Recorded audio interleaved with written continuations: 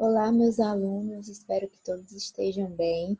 Na aula passada, eu enviei um vídeo sobre o Renascimento e no final do vídeo eu coloquei um desafio para vocês descobrirem qual era a pintura medieval. Então, hoje eu vou trazer a resposta, gente. A pintura medieval é essa primeira aqui e a pintura renascentista é a segunda.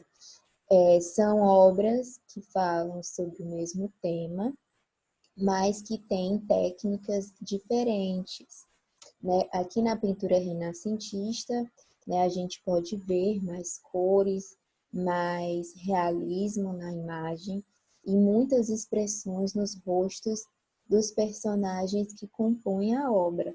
Já na primeira imagem, a obra medieval, nós não podemos observar tanto realismo assim e as cores também são muito limitadas. Se vocês observarem as duas imagens e fizerem uma comparação nos rostos dos personagens, vocês vão ver que, obviamente, na pintura renascentista, nós vamos ter muito mais sentimento, né, do que em relação à primeira imagem. Na obra renascentista também temos a ideia de profundidade, né? Observem que atrás das pessoas nós temos uma sensação de ter algo além, né? Um campo, uma floresta, uma estrada.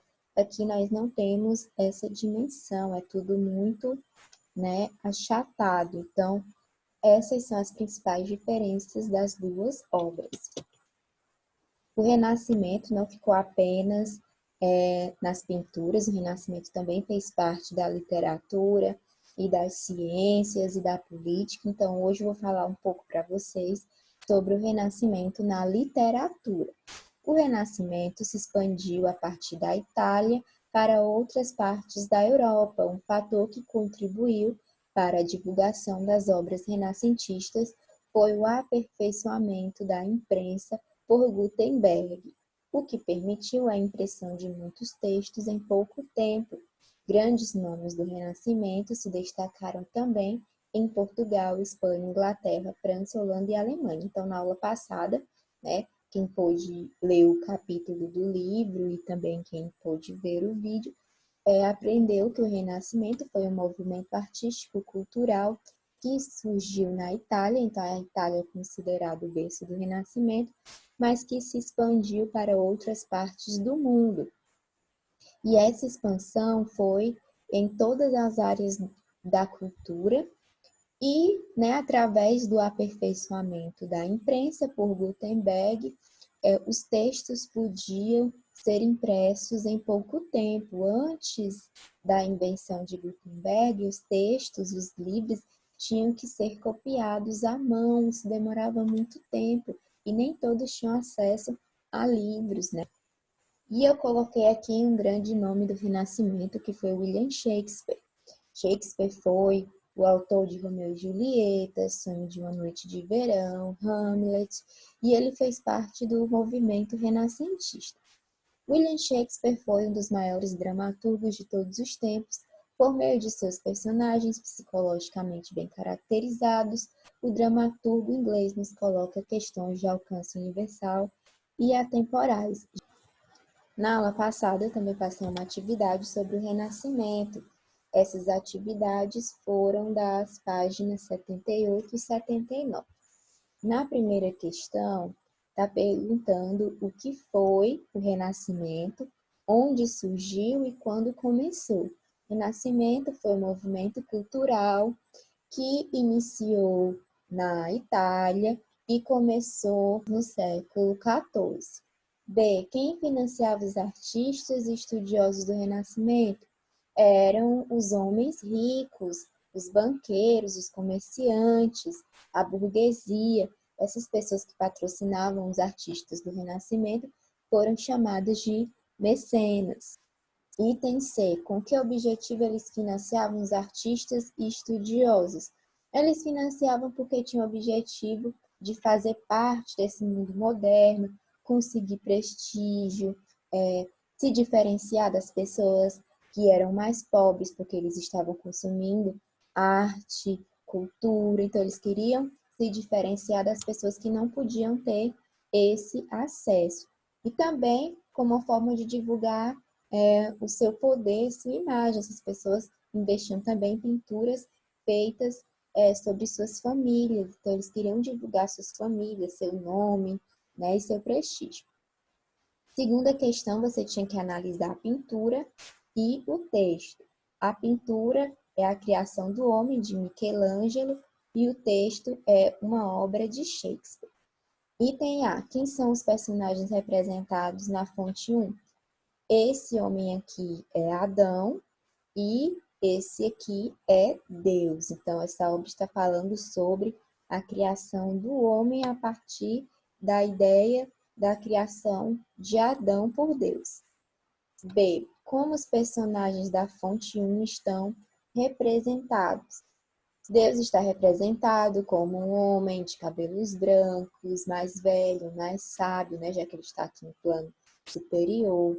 Adão como um homem musculoso, belo, e os dois, né, estão tentando tocar a mão do outro, revelando a cumplicidade, uma relação de pai e filho.